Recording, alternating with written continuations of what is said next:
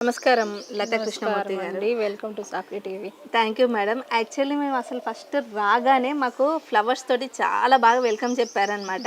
ఇప్పుడు rainy season start అవుతుంది కదా, మరి మిద్దె తోట పెంచుకోవాలనుకునే వాళ్ళకు మీరు ఇచ్చే టిప్స్ ఏంటి అసలు?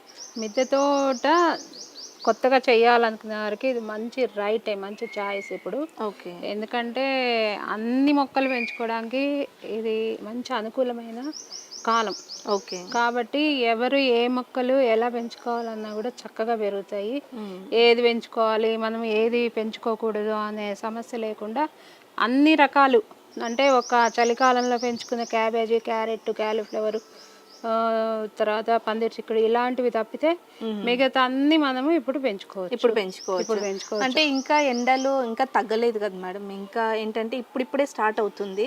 మరి విత్తనాలు ఇప్పుడు పెట్టొచ్చా? ఇప్పుడు పెట్టుకోవచ్చు. అంటే ఇప్పుడు నార్లు పోసుకుని కరెక్ట్ టైము మనకి.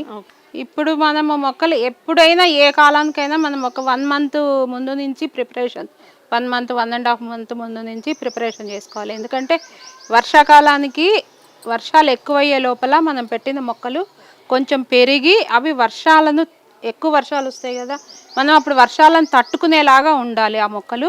కాబట్టి మనం ముందే వాటిని ఆ కాలానికి తగ్గట్టు ప్రిపేర్ చేసి పెట్టుకోవాలి.